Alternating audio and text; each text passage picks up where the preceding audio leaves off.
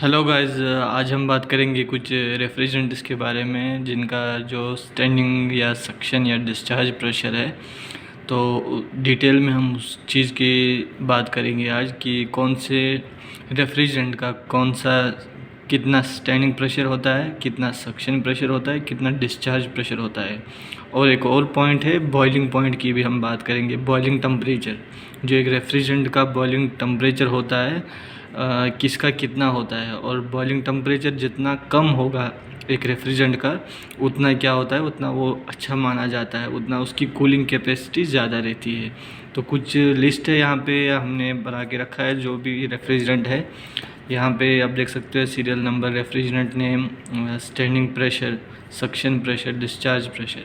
तो पहले मैं आपको बता देता हूँ स्टैंडिंग प्रेशर क्या होता है। जैसे मशीन जो हमारी है, कोई भी मशीन है हमारी जो अभी रनिंग में नहीं है, जो ऑन नहीं है, तो उस टाइम जो उसका जो सक्शन लाइन, डिस्चार्ज लाइन, उस टाइम जो उसका प्रेशर हम जब चेक करेंगे तो उसको हम स्टैंडिंग प्रेशर बोलते हैं। उसके बाद जब वो रनिंग में रहेगी उसके बाद जो उसका सक्शन प्रेशर होगा और जो डिस्चार्ज लाइन का जो डिस्चार्ज प्रेशर होगा, तो वो प्रेशर हम अलग अलग रेफ्रिजरेंट का आज उसकी बात करेंगे।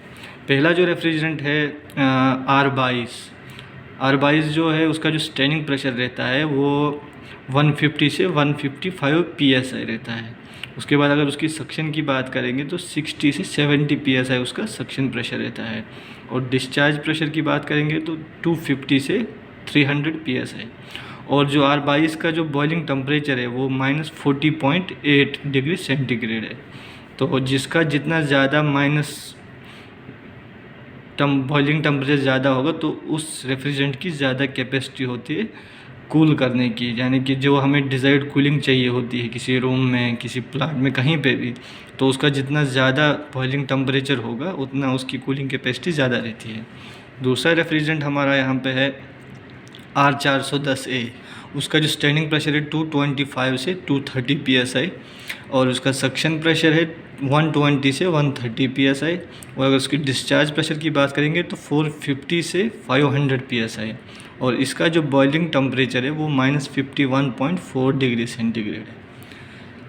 एक और रेफ्रिजरेंट है R134A। इसका जो सक्शन प्रेशर है 185 से 95 PSI और उसका सक्शन प्रेशर 12 से 15 PSI। उसका जो डिस्चार्ज प्रेशर है 150 PSI। और बॉइलिंग टेम्परेचर की बात करेंगे तो -26.2 डिग्री सेंटीग्रेड।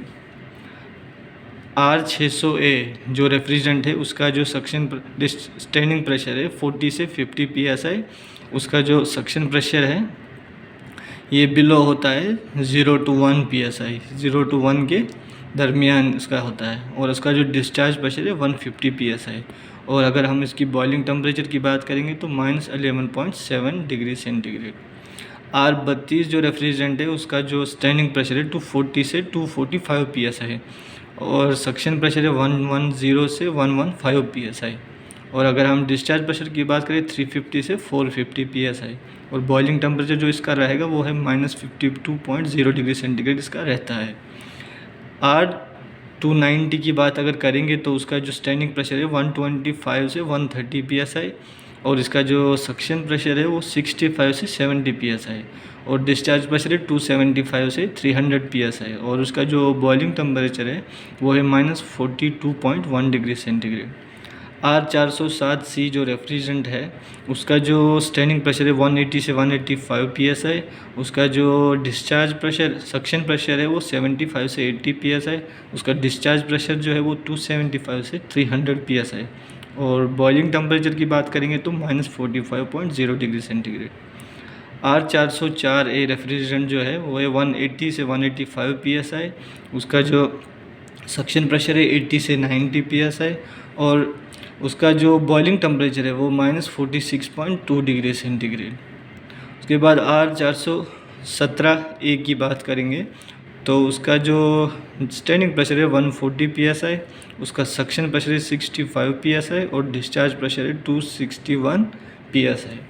ये दोस्तों सारे रेफ्रिजरेंट है कुछ जो हमने लिए। जैसे कोई भी नया इस फील्ड में रहता है या कोई मशीन जब इंस्टॉल करता है उसके बाद हमें पहले उसका स्टैंडिंग प्रेशर चेक करना होता है। तो हमें कैसे पता चलेगा कि कितना होना चाहिए? तो ये स्टैंडर्ड प्रेशर से सारे, मतलब इस रेफ्रिजरेंट का स्टैंडिंग प्रेशर इतना होता है। उसके बाद जब हम उसको रन करेंगे, उसके बाद हमें सक्शन और डिस्चार्ज देखना होता है। तो सक्शन में इतना आना चाहिए और डिस्चार्ज में इतना होना चाहिए। क्या होता है, जब हम मशीन रन करते हैं उसके बाद अगर वो कूलिंग नहीं कर रही है तो हमें ये प्रेशर चेक करना पड़ता है। मान लो अगर जब हम रेफ्रिजरेंट डालते हैं उस पाइपिंग में, उस मशीन में, कंप्रेसर में, तो उस टाइम क्या होता है, उस टाइम अगर प्रेशर कम हमने डाला है, अगर इतना नहीं है तो वो कूलिंग नहीं करेगी। तो हमें कैसे पता चलेगा कि कितना डालना है कितना नहीं? तो ये स्टैंडर्ड प्रेशर इसीलिए रहते हैं कि हमें इतना सक्शन मिलना चाहिए, इतना डिस्चार्ज मिलना चाहिए और स्टैंडिंग में इतना मिलना चाहिए। जब इतना रहेगा तो उसके बाद वो कूलिंग हमें उतनी मिल जाएगी। जब हम इसको चेक करेंगे तो हमें पता चलेगा हमने जो गेज डाला है वो प्रॉपर डाला है, बराबर डाला है। तो वो उससे, इस चीज़ से हमें पता चलेगा। तो ये जब हमें याद रहेगा कि इतना स्टैंडिंग होना चाहिए, इतना सक्शन, इतना डिस्चार्ज होना चाहिए, तो उस टाइम हम आराम से उससे चेक कर सकते हैं। उस टाइम हम लाइन में चेक कर सकते हैं कि हमारा सक्शन कितना है, हमारा डिस्चार्ज। उससे हमें आसानी से पता चलेगा कि हमें गैस और डालना है या नहीं डालना है, और उस हिसाब से हम अपनी मशीन को फिर रन कर सकते हैं अकॉर्डिंग टू रिक्वायरमेंट। तो ये सारी चीज़ें थी रेफ्रिजरेंट के बारे में कि रेफ्रिजरेंट में कौन सा स्टैंडिंग प्रेशर कितना होता है, डिस्चार्ज कितना होता है और सक्शन प्रेशर कितना होता है। Thank you.